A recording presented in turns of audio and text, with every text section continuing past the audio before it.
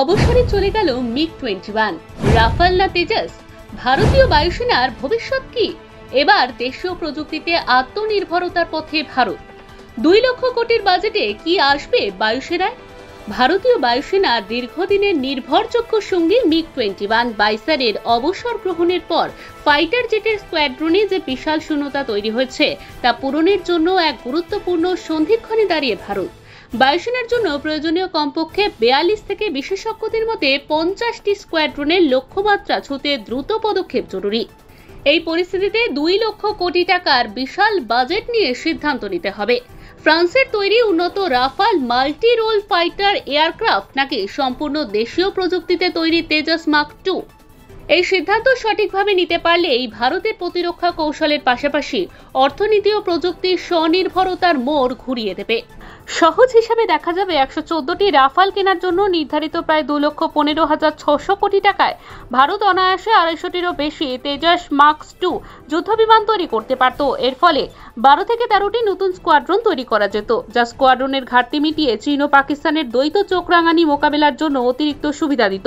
পাশাপাশি এই বিপুল অর্থ সরাসরি দেশের অর্থনীতি ও প্রতিরক্ষা শিল্পে বিনিয়োগ হতো।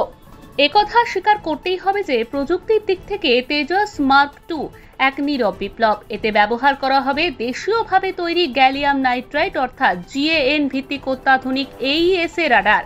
এটি রাফালের বর্তমান গ্যালিয়াম আর্সেনাইড ভিত্তিক রাডারের চেয়ে অনেক বেশি পাওয়ার এফিসিয়েন্ট এবং জ্যামিং এর বিরুদ্ধে শক্তিশালী।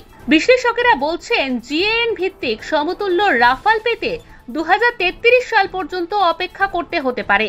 সেখানে ভারত 2026 সালের মধ্যেই তেজসের মাধ্যমে এই প্রযুক্তিগত সুবিধা অর্জন করতে পারে।